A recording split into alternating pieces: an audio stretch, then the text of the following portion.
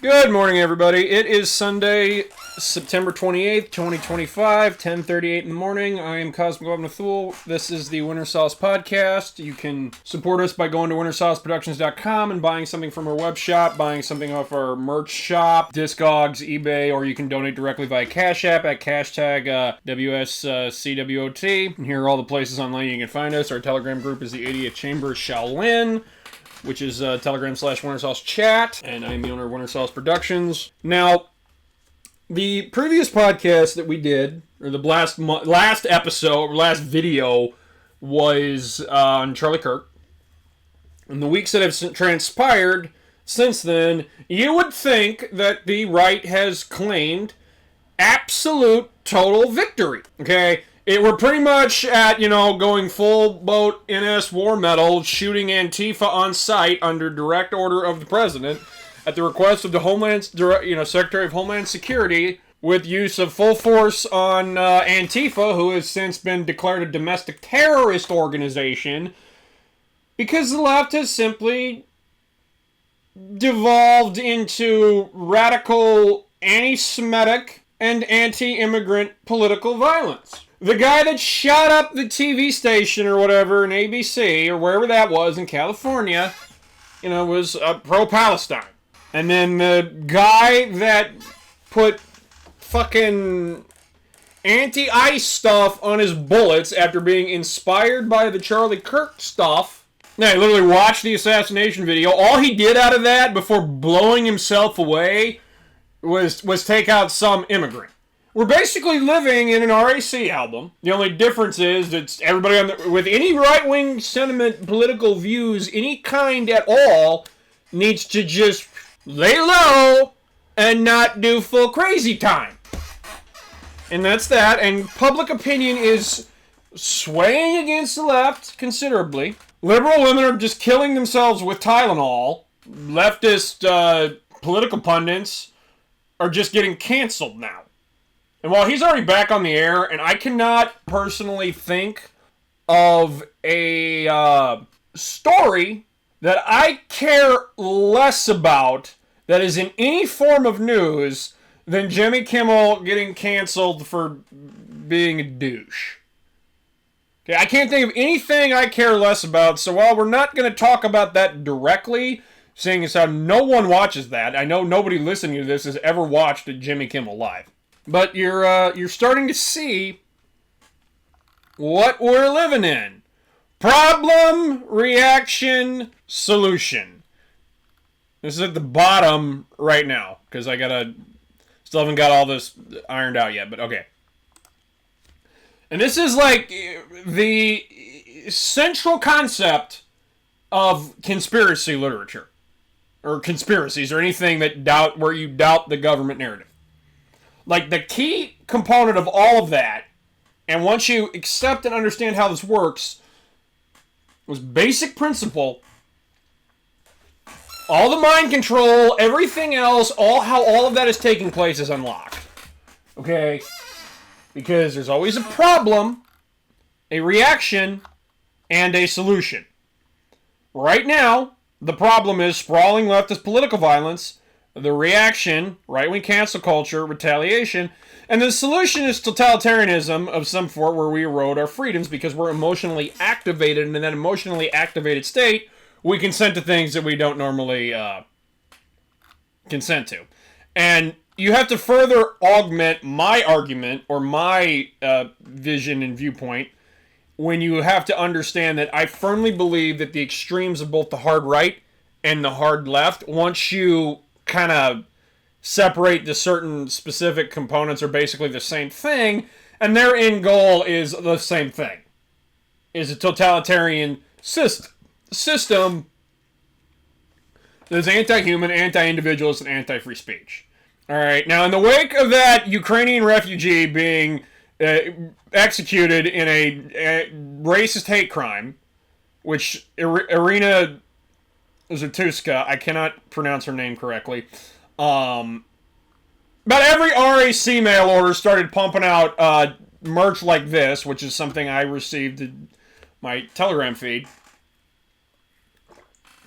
And while, people want to support this and donate to the family that was harmed by this and buy this, they should be able to do that. Because what happened there was racist. It was a hate crime that will never get the same kind of treatment as other people are, but that's just how white privilege works. And all of that. And anybody knows that. Anybody who's white knows that. We don't need to have a discussion about that. We don't need to have a debate about it. But what I want to draw people to is this graphic here. Say her name. This here. Say her name. Say her name. Join the cult. Join the cult. And this is the say their names list that you can find, and this is a key component of BLM and all of those other leftist groups of all of the people who have been executed by police. The police respond to situations, okay, or something like this, and usually somebody that is of not a different race or is murdered. And then they react, and then this is called programming, and it's twisted and used to protest police brutality, and then the defund the police and all that garbage, which that doesn't work. We all know it doesn't work. I don't even know who half these people are. You just forget about them. It's horrible. That's what happens, okay? We're in the same cult programming. It's just the political affiliations have changed, the names have changed, the buzzwords have changed, but we're in the same palpable programming reality. When George Floyd died or somebody else died, the only difference is because it aligns with our political persuasion, we're not seeing it through the same lens, and that is a fucking mistake. That is the biggest fucking mistake ever, and people just surrendered to cult programming. And I'm going to explain how this all works. Okay, because like I said, problem, reaction, solution. Okay, and we're going to talk about the Nepalese Zoomer uprising. At the center of all of this is what's called an NGO. Non-governmental organization, and that in itself is just basically an intelligence cutout. And this is what they're getting at with charging Antifa, by the way, and designating it a domestic terrorist group. This is something that Trump is 100% on point with and needs to have happened a long time ago. Because all these NGOs, or all these groups, all have to have funding. So when you go to these protests, or whatever, you observe these protests, all the tents look the same, they'll have the same signs, they'll have the same talking points, they'll have the same instruction, it's all the same because it's all coordinated. And at your local town level, and I know because I've actually went to these, people will get political literature that talks about some leftist talking point, and they go and they try to, at a community level, organize everybody, and you get the literature, you look at the pamphlets or whatever, and it's funded by the Open Society Foundation. And there's also right-wing think tanks and stuff that produce this type of stuff as well to alter political perception. Like Mike Turncoat Trader Pence, his current job is to sit at some right-wing think tank somewhere and manipulate policy. Lobby Washington, lobby congressmen. It's the whole thing. That's how all these NGO things work, and it's just this web of money. And at some point, you need to go, okay, who's funding all of this, and stop it. If you want a good example of how a lot of this works, simply go read A Time to Kill by John Grisham. Go buy the book at a thrift store, or somewhere, because you can just find them at Goodwill, and read this. And that was written by a sitting Democrat member of the House of Representatives. I mean, he's an author now. Like, if that were reprinted in this political climate at all, it would not get any press, it would not get talked about, it would get canceled, it would get shunned, it would not get manufactured, because it gives away the entire concept of the narrative, even if it is structured as a legal drama in Mississippi with racial motivations. And it is a work of fiction, there's just elements of reality. And now one example of what an NGO would be that you wouldn't think of, and to illustrate how this works, is the Klan. Currently, at present, the Klan only has funding via donations from their members, where they tithe and pay dues or whatever that happens, or like the one or two overpriced RAC mail orders that are out there that you have to, or RAC stuff that's out there where you go and you send them a money order for an overpriced bootleg CD that's poorly manufactured and looks like crap. And while some of that goes to fund the mail order itself, some of that could feed back, in theory, depending on where you go to. That amount of money and funding at this present is not enough to alter the political discourse or do anything. The Klan has been effectively neutralized because they do not have enough money to stay relevant. And that is what will happen to Antifa and the radical left. Or what is trying to happen. Because you have to understand how these NGOs work. To see this on full display, we're going to look at the Nepalese Zoomer uprising. 2025 Nepalese Gen Z protests. In September 2025, large-scale anti-corruption protests and demonstrations took place across Nepal, predominantly organized by Gen Z students and young citizens, also known as the ban on the Gen Z protests. And to summarize the cause of this, some dumbass in the communist government shut off the mind control because the social media companies didn't want to pay some taxes or something. And now this is Nepal. It's basically the simple life. It's, on the scale of things, there's not a whole lot. You're in Nepal. This Nepal. There's not there, nobody really, nothing. Ooh, Nepal! Doesn't happen. Basically, the protests happened. See, it's part of an Asian Spring, which is a series of protests across Southeast Asia, advocating reform, regime change in various places. And everybody remembers the Arab Spring, and then there was the Bangladesh, everybody remembers that, like, there was the stuff in Bangladesh, which I talked about when I talked about USAID. And basically now where they want to overthrow or cause political destabilization is in Asia. Now, these protests were coordinated by a group called Hami Nepal, which is an NGO. Many have never heard of Hami Nepal, the organization that's part of the Gen Z movement that did not just topple the government with this week, but pushed Nepal's political system into new, uncharted territory as part of an organic coming together of various youth groups fed up with Nepal's corruption, mismanagement, lack of accountability. And Hami Nepal and its Gen Z comrades are now part of negotiations with the army to form an interim government. Okay? Nepal is a non-profit dedicated to supporting communities and individuals in need by its guided motto, for the people, by the people. Its core mission is to assist individuals and communities in need, particularly during emergencies and crisis, with a focus on directly connecting donors with recipients and delivering aid efficiently and transparently. And this aid stuff is all a giant scam because nobody knows where the fucking money goes. Okay, see, it's always the same fucking thing. You start a war somewhere, you do a thing somewhere, and then you have the foreign aid come in, and then globalists and everybody just siphon all of that off. And get kickbacks and everything else and just have the money. It was set up after the 2015 earthquake, but formally registered and gained recognition in 2020 during the COVID pandemic. Hami Nepal is led by a 36-year-old civic activist, Sudan Goring, who started the organization after he lost his own son in the earthquake. Now, that in itself is noble, and people do that, but these groups always get co-opted. Leading up to the events this week, it played a central role in guiding the demonstration using its Instagram and Discord platforms to circulate protest information and share guidelines. Other Gen Z groups use their own WhatsApp groups and other things.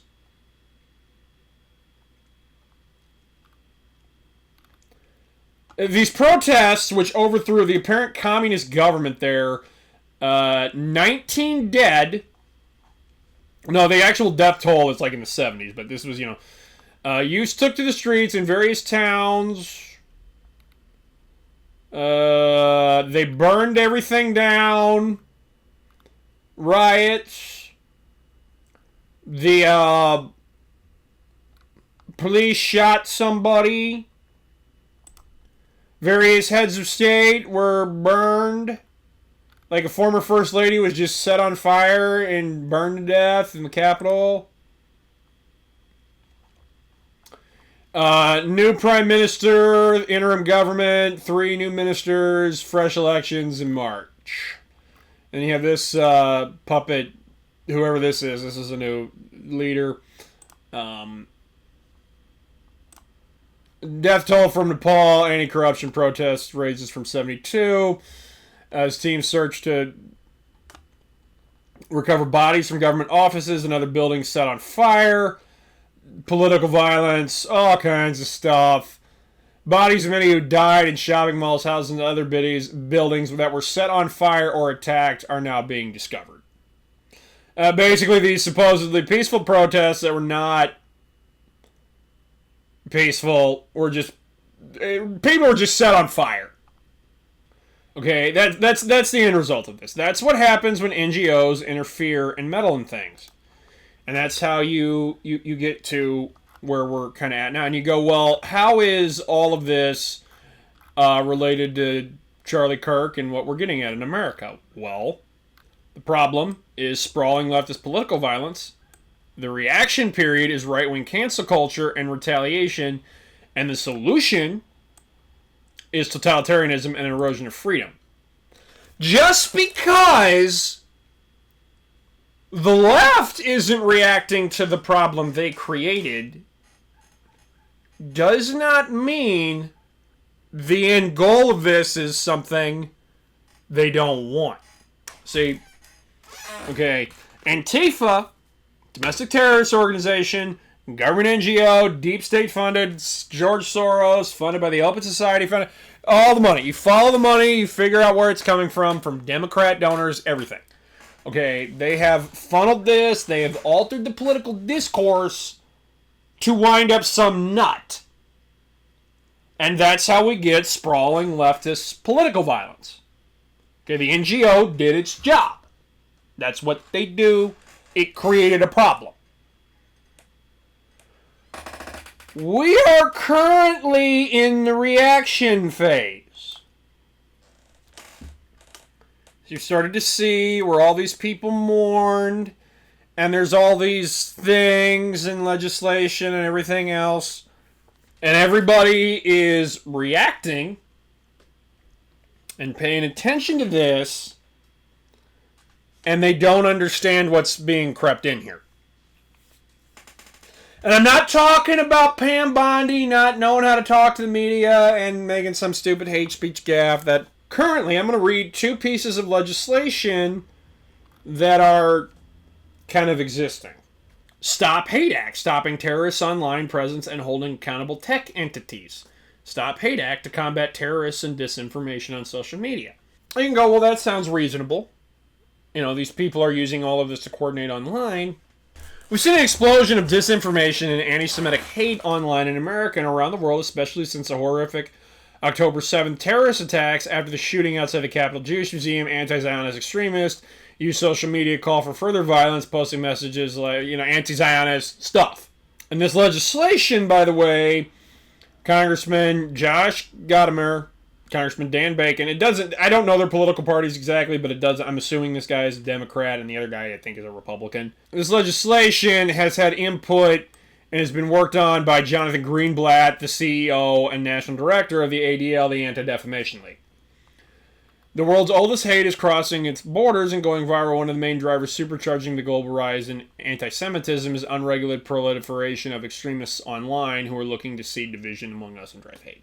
Today's extremists exploit social media to recruit, radicalize, and incite violence, often in violation of these platforms' own terms of service. Now, the ADL, Southern Poverty Law Center, and all these things do take what does exist out there and try to amplify it and twist it to suit whatever they're trying to do to capitulate money from their donors. And then this is something, we're going to talk about California Bill 771, $1 million fines for social media amplifying hateful content. And this is a current bill that has been legislated that has advanced from the Senate of the state of California to the desk of Gavin Newsom. And they did this the day Charlie Kirk was killed. Gavin Newsom and the Democrats rammed this bill through, and it's just waiting for approval on his desk. Okay, in the state of California. Enrolled in September 16, 2025, passed in the Senate September 11, 2025, passed in Assembly September 10, 2025. That was the date Charlie Kirk was assassinated. Amended in the Assembly September 2nd, 2025, blah, blah, blah. This has been a thing. All right, now this one I am going to read the entire thing for. Introduced by Senator something. Legislative Council's Digest. This is directly from the legislation of the California. Existing law generally regulates social media platforms, including by requiring a social media company to post terms of service for each social media platform owned or operated by the company in a manner reasonably designed to inform all users of the social media platform of the existence of the contents of the terms of service provided. Existing law generally prohibits a person from using violence or intimidation to interfere with another person's enjoyment of certain rights or because of certain attributes of that person, including a person's political affiliation, race, sexual orientation, and punishes violations of that law with certain civil penalties or as misdemeanors as prescribed.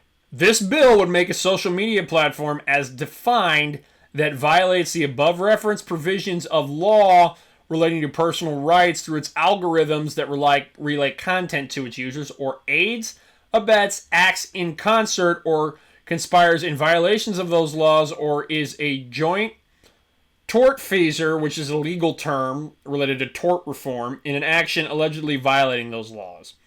Liable for specified civil penalties, the bill would declare its provisions to be serviceable and would declare an attempted waiver, blah, blah, blah, to be void and unforeseeable. The bill would become operative on January 1st, 2027. The people of the state of California do enact as follows.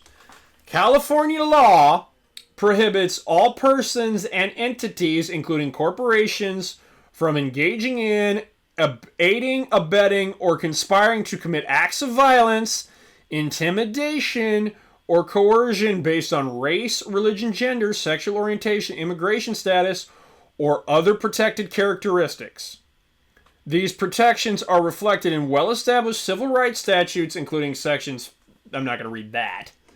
California has a compelling interest in protecting its residents from targeted threats, violence, cohesive harassment, particularly when directed at historically marginalized groups.